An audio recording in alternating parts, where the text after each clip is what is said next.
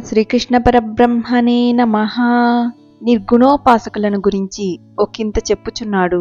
ఏ త్వక్షరమనిర్దేశ్యం అవ్యక్తం పర్యుపాసతే సర్వత్ర గమచింత్యంచ కూటస్థమచలం ధ్రువం సంనియమ్యేంద్రియగ్రామం సర్వత్ర సమబుద్ధయః తే ప్రాప్నువంతి మామేవ సర్వభూతహితే రతాః.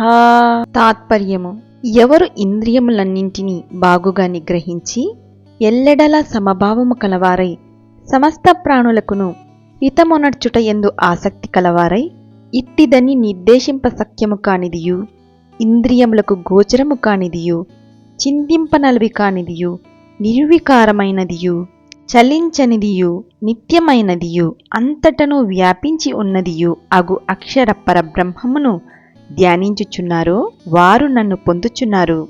వ్యాఖ్య: ఒకే పరమాత్మ సాకారముగను నిరాకారముగను ఉండుట వలన సగుణ ధ్యానమునకు గాని నిర్గుణ ధ్యానమునకు గాని లక్ష్యము ఒకటియే అయి ఉన్నది.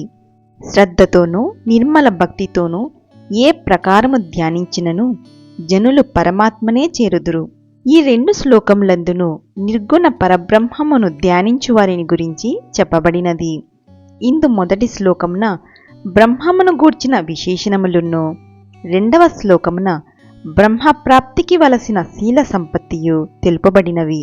సాధకుడు సాధ్య వస్తువగు పరమాత్మను ధ్యానించుచున్నప్పటికీ హృదయశుద్ధి లేనిచో, ఇంద్రియ నిగ్రహము కలిగి ఉండనిచో, ప్రాణికోట్ల ఎడల దయలేనిచో ఆ ధ్యానము చక్కని ఫలితమును సంగజాలదు. అట్టివానికి బ్రహ్మానుభూతి కలుగుట దుస్తరము. ఆతని ఉపాసన కలాయి లేని పాత్రలో వండిన పప్పు పులుసు వలె ఉండును.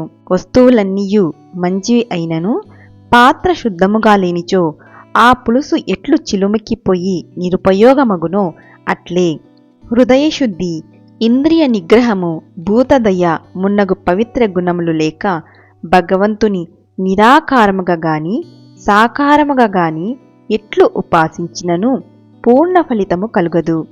కనుకనే గీతాచార్యులు ధ్యానశీలులను హెచ్చరించుటకు కాబోలు ధ్యాతకు వలసిన 3 గొప్ప సుగుణములను ఇచ్చట నిర్గుణ బ్రహ్మోపాసనా ఘట్టమున పేర్కొనిరి. అవి ఏవి అనినా: 1. ఇంద్రియ సమూహమును లెస్సగా అరికట్టుట, సంయమేంద్రియ గ్రామం. 2. ఎల్లెడలా సమభావము కలిగి ఉండుట, సర్వత్ర సమబుద్ధయః. 3. సమస్త ప్రాణులకు హితమునాచరించుట, సర్వభూత హితే రతాః. కాబట్టి ముముక్షువులు ధ్యానాదులను సల్పుచు ఈ సుగుణత్రయమును బాగుగా అలవర్చుకొనవలెను.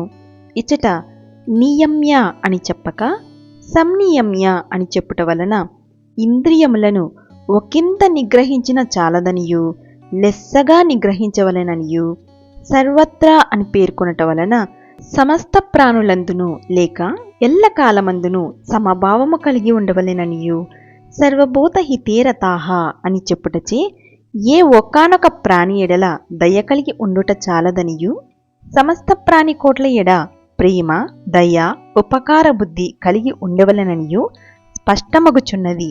ఈ ప్రకారములగు సుగుణములు కలిగి పరమాత్మను ధ్యానించుచో వారు తప్పక ఆ పరమాత్మను చేరగలరని తే ప్రాప్నువంతి అను వాక్యముచే భగవానుడు నిశ్చయపూర్వకముగా తెలుపుచూ సర్వులకును అభయమసంగుచున్నారు. కావున భగవద్ధ్యానపరుడు పై 3 సుగుణములను తన యందు ఉన్నవా లేవా అని పరీక్షించుకొనవలయును. హరి ఓం తత్సత్. సర్వం శ్రీకృష్ణార్పణమస్తు.